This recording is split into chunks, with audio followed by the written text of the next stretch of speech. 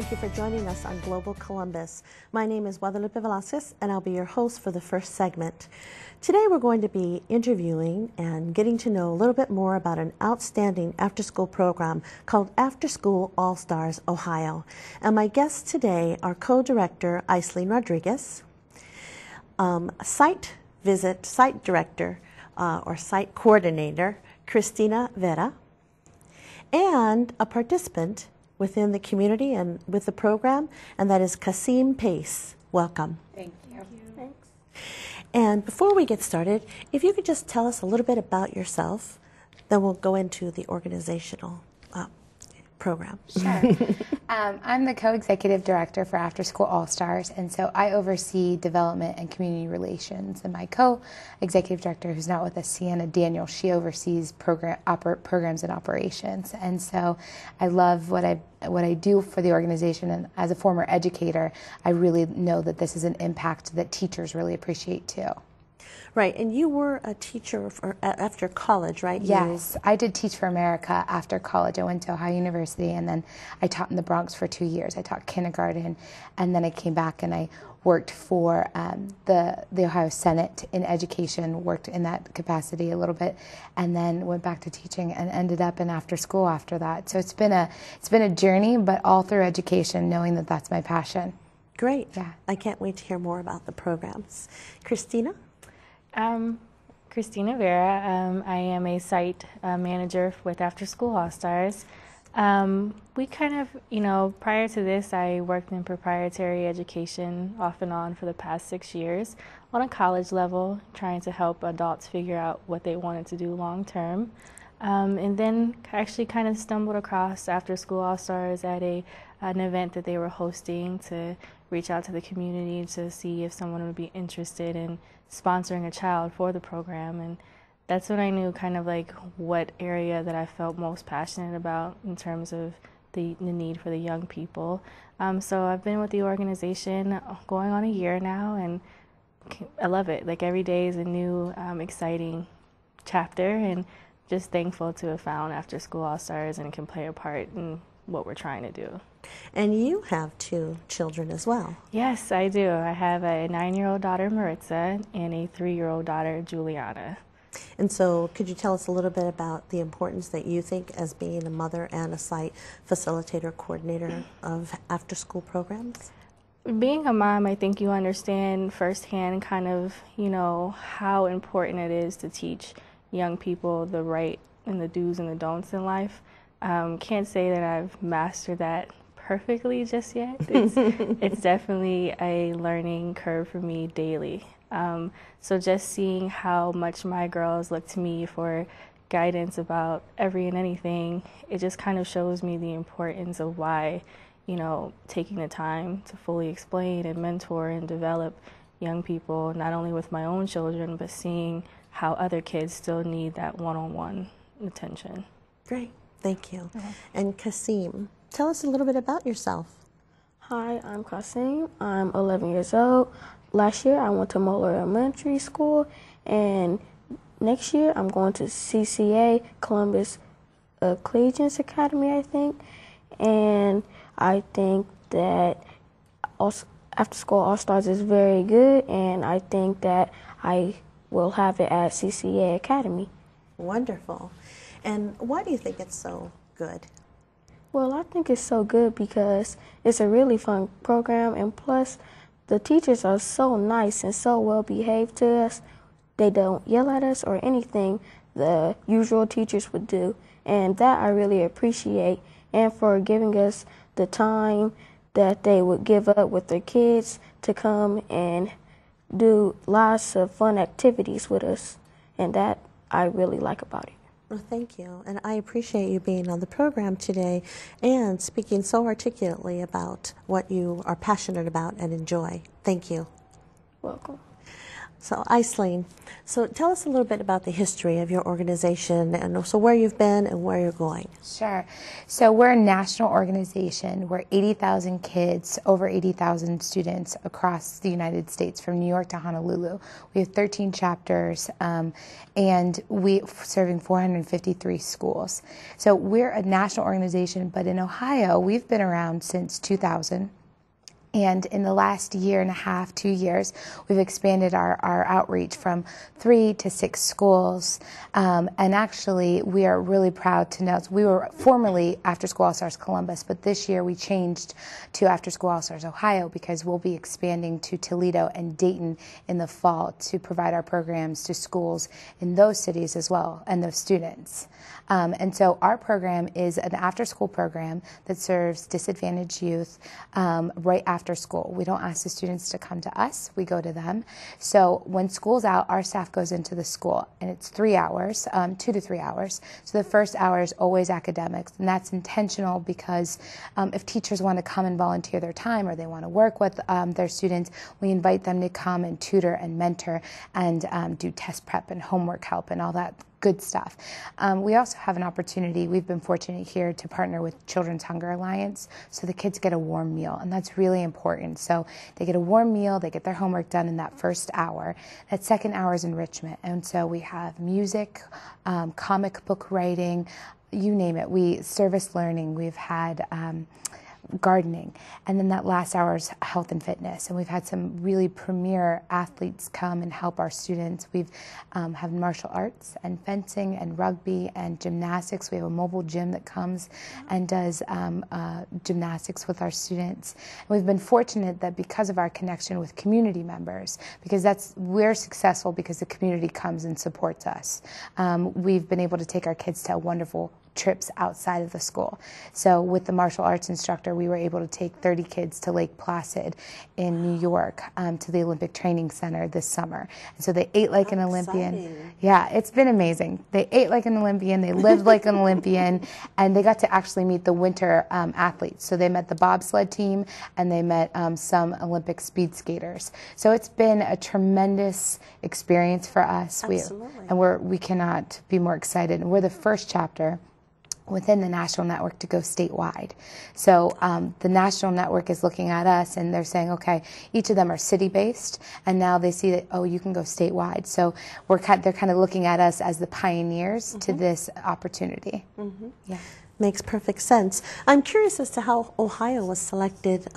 I know that we have a real good cross section of diverse students from every level to, where schools that have, each student has their own computers, to schools where there's actually holes in the ceiling, as a state. Yeah. There's been several documentaries on that. So why do you think, or what do you know about why Ohio was selected? Sure. So interestingly, this program was started by our founder, Arnold Schwarzenegger. And so when he was starting the program, he was looking at cities that were in need, but he also was looking at cities where he had a connection. And he had a connection to Ohio because of the Arnold Sports Festival. And so with his connection here and his affinity, his love for Columbus, he saw that there was a need, and he said, I'd really love to have an after-school All-Stars here, formerly known as the Inner City Games. That's what it was called before that. And so that's how we started and had our base here. And it was more health and fitness focused. And then research showed us that we needed to go more comprehensive with the academics, enrichment, and health and fitness. So that's how we actually got our start. Great. Yeah. Thank you for sharing.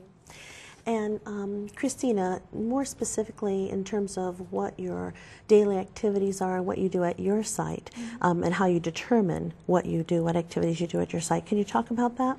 Yeah, most certainly. I think for us, and specifically my site, it was important for me to get the feedback from the kids that we served.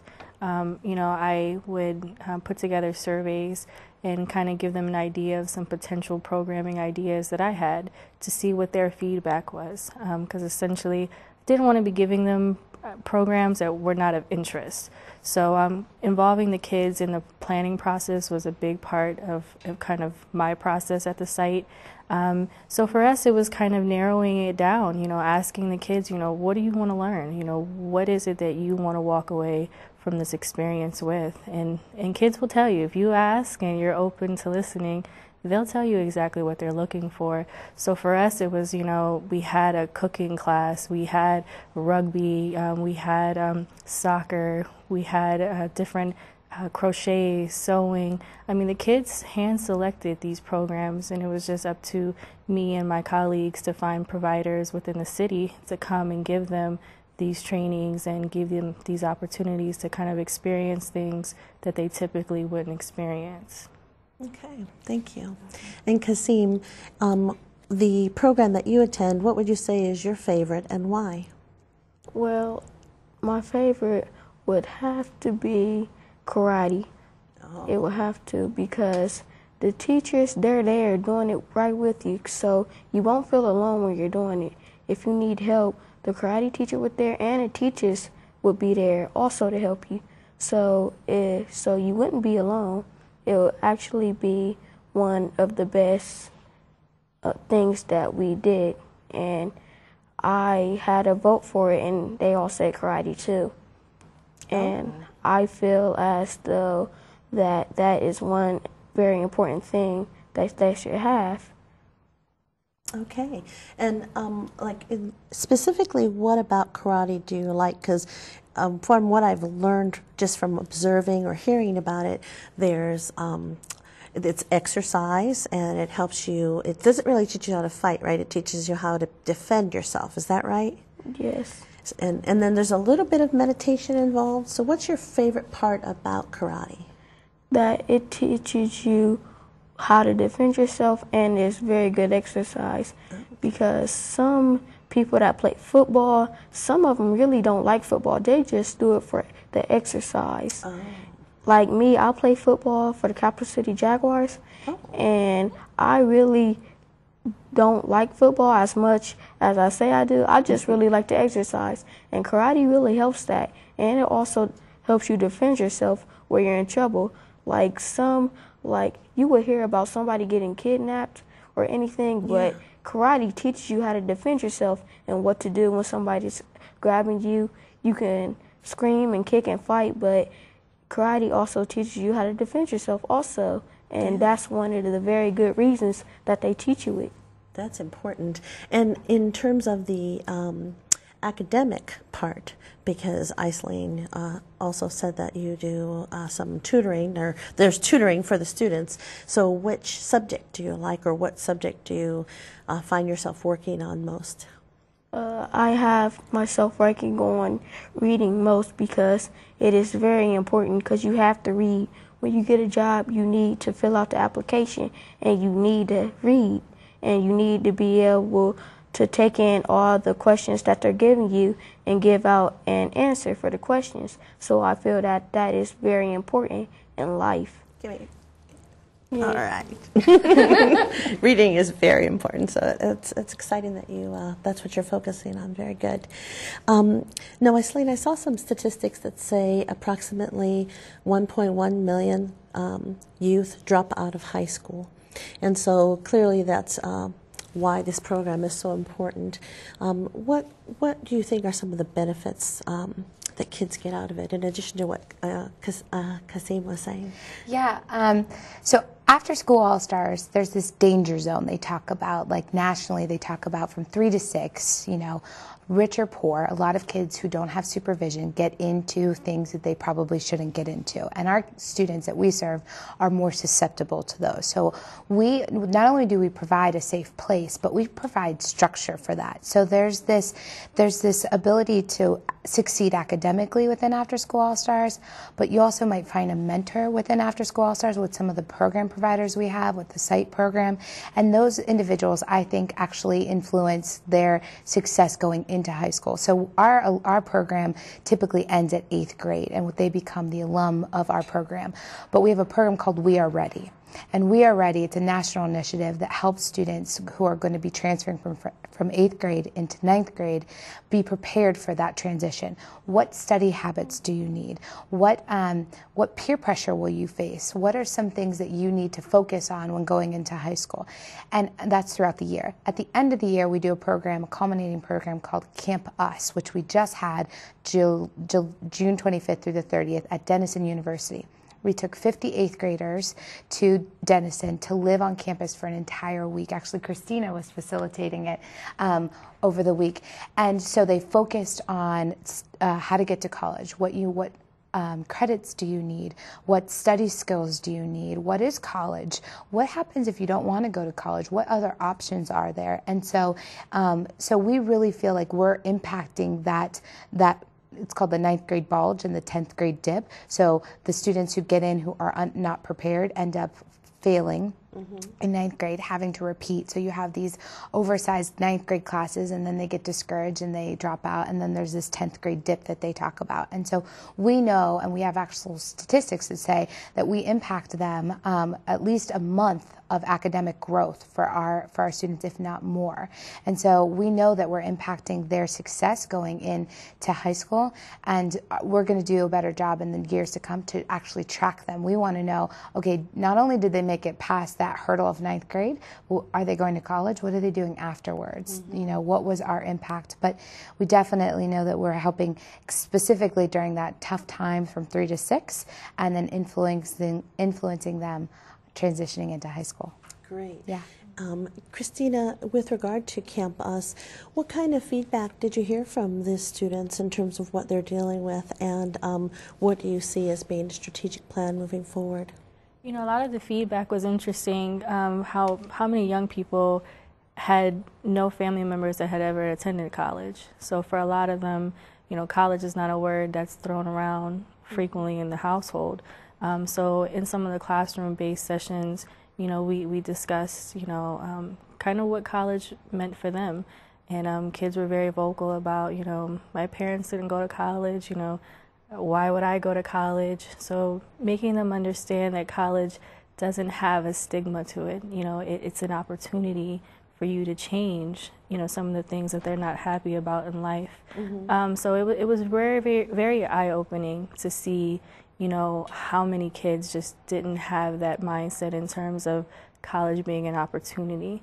You know, they had a mindset where only certain types of kids were privileged to go to college. So just kind of getting them to understand that, you know, there's all different types of colleges. You know, there's not the traditional, you know, 4-year universities. There's technical colleges. There's proprietary education options. So they were excited to know that, you know, some of their passions, like one of my students in particular loves to cook. And I mean, he talked very openly about wanting to own a restaurant and wanting to be the chef.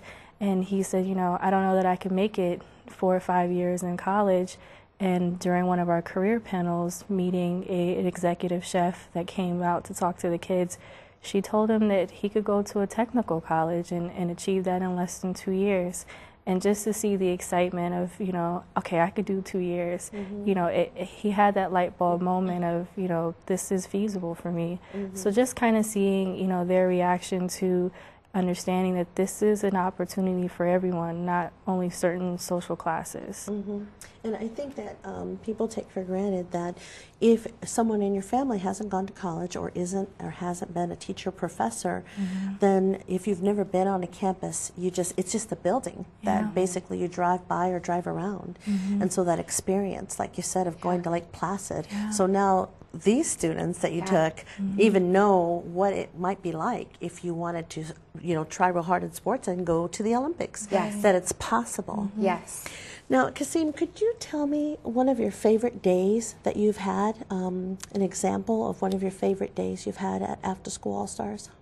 Yeah, one of my favorite days when we had a field trip and we went somewhere, I forgot the name, and we would get a poster and we would draw pictures of ways we could save energy, like ways to cut off the lights and start using solar power more, and all these ways to save energy, because energy is very important. And if we didn't have energy now, we wouldn't be here because we needed the car to get here, or either we would have walked or rode a bike. And another way we needed energy is because these cameras are most likely powered by energy, and if these cameras weren't run by energy, we wouldn't be broadcasted right now.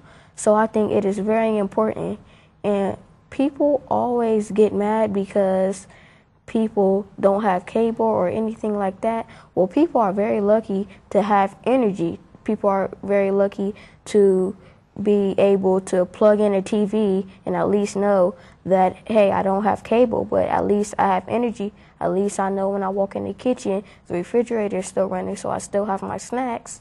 You know, so it's very important. You are a very impressive young man, I'll tell you. We should just do a whole show with you. No, I mean, as a compliment, it's very much an honor to have you on this show. I really, you're outstanding, gentlemen. What do you see doing in the future in terms of your career? Well, I really wanted to be a chef because I love cooking. My mom, she didn't go to college, but even though she didn't go to college, she still supports me. She says that if I can't make it, you can make it. Because my father, he made it to be a chef.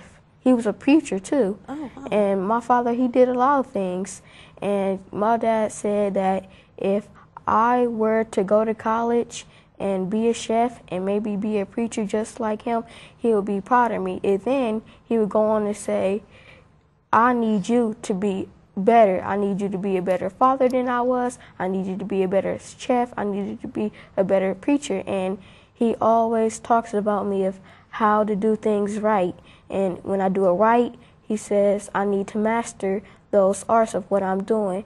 And he says that even if I make it to be whatever I want to be, he says I need to keep on doing it and then pass it on to my son or my daughter, so she will have hope too. That's so true. Thank you. And I don't think it's if you go, but when you go, because I'm sure you're on that road, and this program, I'm sure, is going to help you with that and people around you. You've talked about volunteers and also parents, and what kind of feedback do you get from the parents, and what kind of support do you think the parents need? Because I also read within your statistics that a lot of both parents are working, so this is also why it becomes a vulnerable time for youth after they get out of school. Yeah. I mean, parents are very responsive to the program. Because a lot of them are working and they are unable to be with their kids during that time, this is a safe place for them to go. And they acknowledge that this is a place where their child is not only safe, but they're actually getting something out of it. And so parents are receptive, and we're actually trying to do a little bit more. We're trying to do better with that because we want the parents to actually come and see our program. So we've done some parent nights.